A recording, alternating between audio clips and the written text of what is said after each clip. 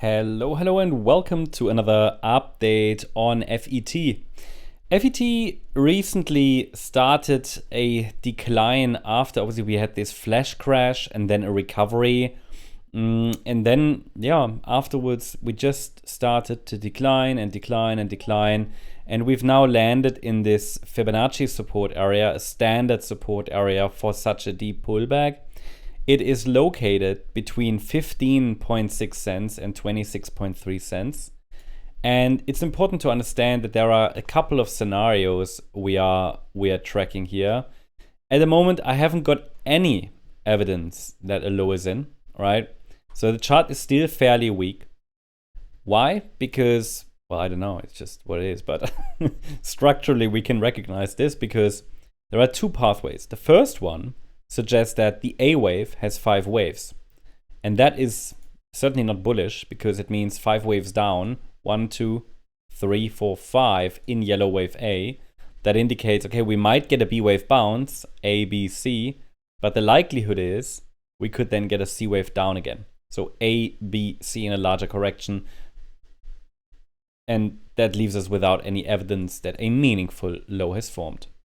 Now in the other scenario, which is the white scenario, we have an A wave down and 3 waves completed. The B wave completed, but it was weak. And then a wave 1 down, wave 2 up, and we could go down like this.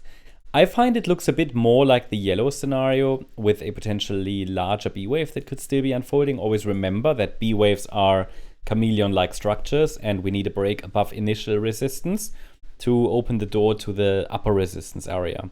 And initial resistance is between 25.4 cents and 29 cents. Now, why does it not really look that much like the white count? Well, it could easily fall into that, but in the white scenario, we would now have started a third wave decline. It's possible, yeah, but I have to say, this looks impulsive, yes. But then this move up looks a bit like a 5-wave move up. So it can't really be a wave 2. And the move down looks corrective a little bit.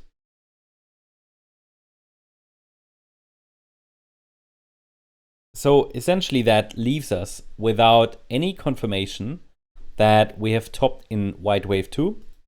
And it makes the white count a bit more speculative. So I think we should at least be ready for some more consolidation here.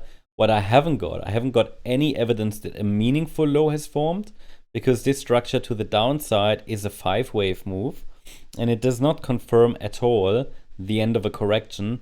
Okay, this looks a bit like 5 waves up, but because of the 5-wave move down, I think a larger 3-wave move is likely following. Only a decisive break above 37.2 cents, the upper resistance area, might open the door to higher prices and a larger recovery. This is also possible, but we need some signals for that. The market would need to prove it. And overall, this is only Fibonacci resistance. We know that B waves can overshoot. So what really is important is a break actually above the high that formed on the 10th of October around 50 cents. We need a break above this 50 cent level. This is really, really important because this is the level where the selling pressure started to come in. And we need a break above that level to signal a more meaningful recovery.